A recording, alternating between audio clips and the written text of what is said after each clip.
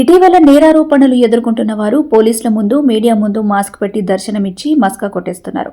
ముఖం కనిపించకుండా మాస్క్ను వాడేస్తున్నారు. నేరం చేయడానికి లేని సిగ్గు, ముఖం కనపడకుండా మాస్క్లో ముఖం దాచేసుకోవడం ఏమిటో అర్థం కాదు.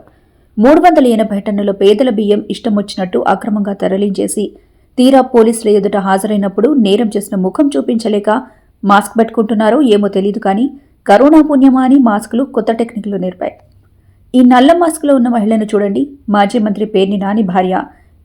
జేఎస్ వేర్ హౌస్ పేరుతో బఫర్ గోడౌన్ నిర్వహించారు. ఈ గోడౌన్ నుంచి 1000 బస్తాల బియ్యం తరలించిన కేసులో ఈమె ప్రధాన నిందితురాలు. పోలీసులు నోటీసు ఇవ్వడంతో మచిలీపట్నం జైలుకు వస్తూ అతి తెలివిగా ముఖం కనపడకుండా మాస్క్ ధరించి కవర్ చేశారు. ఎంతైనా బియ్యం అడ్డదారిలో తరలించినంత ఈజీగా మాస్క్ ఐడియా వచ్చింది. ఈమె పోలీస్ స్టేషన్కు రావడానికి మంది మార్బలం లేడీ అనుచరులతో వచ్చారు. మీకు తెలుసుగా, మీడియా వాళ్ళు ఉంటారు, వీడియో ఫోటోలు తీస్తారు, ముఖం కనబడిపోతుంది. దీంతో మాస్క్ ఐడియా వేసి ఆమె స్టేషన్కు వచ్చారు.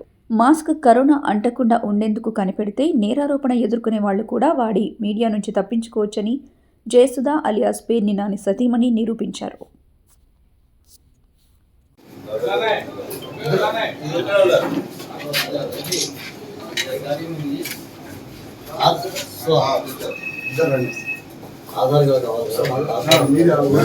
Aadhaar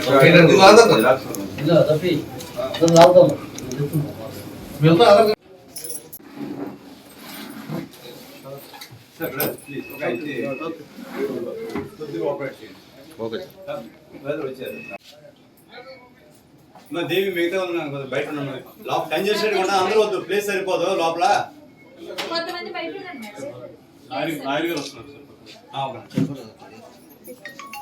okay sir,